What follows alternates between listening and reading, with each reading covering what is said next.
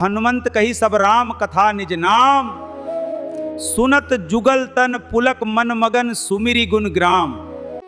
तब हनुमान जी ने श्री रामचंद्र जी की सारी कथा कहकर अपना नाम बताया। सुनते ही दोनों के शरीर पुलकित हो गए और श्री राम जी के गुण समूहों का स्मरण करके दोनों के मन मग्न हो गए। सुनहु पवन सुत रहनी हमारी, जिमि दस नन्ही महु जीभ विचारी। तात कबहु मोहि जानी अनाथा, करिहि कृपा भानुकुलनाथा। विभीषण जी ने कहा, हे पवन पुत्र माँ, मेरी रहनी सुनो। मैं यहाँ वैसे ही रहता हूँ जैसे दांतों के बीच में बेचारी जीभ। तात, मुझे अनाथ जानकर सूर्य कुल के नाथ श्री रामचंद्र जी क्या कभी मुझ पर कृपा करेंगे कि तुम हरिदासन मह कोई, मोरे हृदय प्रीति अति होई, कि तुम रामुदीन अनुरागी, आए हूं मोहि करन बड़ भागी। क्या आप हरिभक्तों में से कोई हैं? क्योंकि आपको देखकर मेरे हृदय में अत्यंत प्रेम उमड़ रहा है। अथवा क्या आप दीनों से प्रेम करने वाले स्वयं श्री राम जी ही हैं जो मुझे बड़भागी बनाने आए हैं?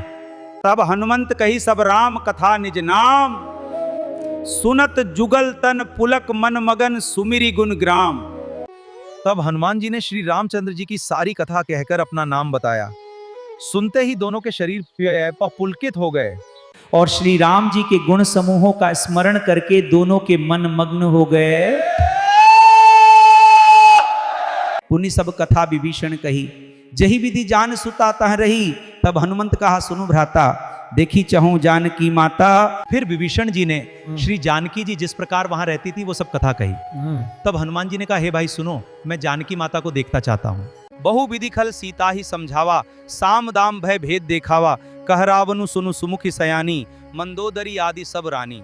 उस दुष्ट ने सीता जी को बहुत प्रकार से समझाया, साम, दान, भय और भेद दिखलाया। श्याम सरोज दाम सम सुंदर, प्रभु भुज करि कर सम दस कंधर। सो भुज कंठ की तव असी घोरा, सुन सठस प्रवान पन मोराहर। हे दशग्रीव्या, प्रभु की भुजा जो श्याम कमल की माला के समान सुंदर और हाथी की सूंड के समान है, उसकी शक्ति तो देखिए। आपु ही सुनी खद्योत्सम राम ही भानु समान। परुष बचन सुनी काढ़ी, असी बोला अति खिसियान। जुगनू के समान मैं और सूर्य के समान रामचंद्र जी। सुनकर सीता जी के कठोर वचनों को रावण तलवार निकाल बड़े गुस्से में बोला, त्रिजटा नाम राक्षसी एका, रामचरण रति निपुण विवेका। सबन हो बोली सुनासी संदेह, सीता ही से ही करो हित अपना।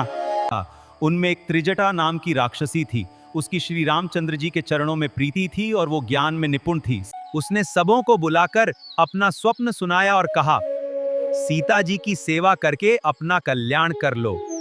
अपने बानर लंका जारी, जातु धान सेना सब मारी। खर आरूढ़ नगन दस सीसा, मुंडित सिर खंडित भुज बीसा।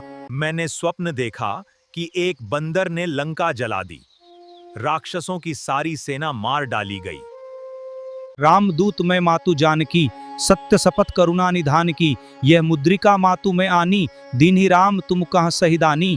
हनुमान जी ने कहा, हे माता जानकी, मैं श्री राम जी का दूत हूँ, करुणा निधान की सच्ची शपथ करता हूँ। हे माता, ये अंगूठी मैं ही लाया हूँ। श्री राम जी ने मुझे आपके लिए ये सहिदानी दी। नरबान रही संग कहूँ कैसे, कही कथा भई संगति जैसे।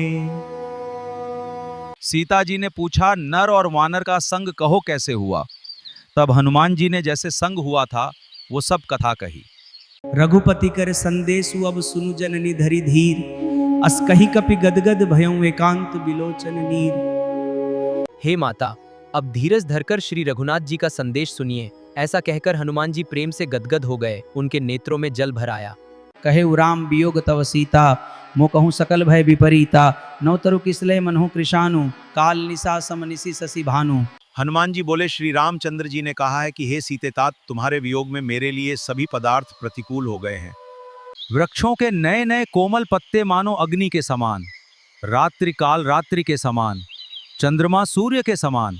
सुनहु मातु मोहि अतिशय भूखा, लागी देखी सुंदर फल रूखा। सुन सुत करहि विपिन रखवारी, परम सुभट रजनीचर भारी। हे माता सुनो, सुंदर फल वाले वृक्षों को देखकर मुझे बड़ी ही भूख लगाई है। सीता जी ने कहा, हे बेटा सुनो, बड़े भारी योद्धा राक्षस इस वन की रखवाली करते हैं।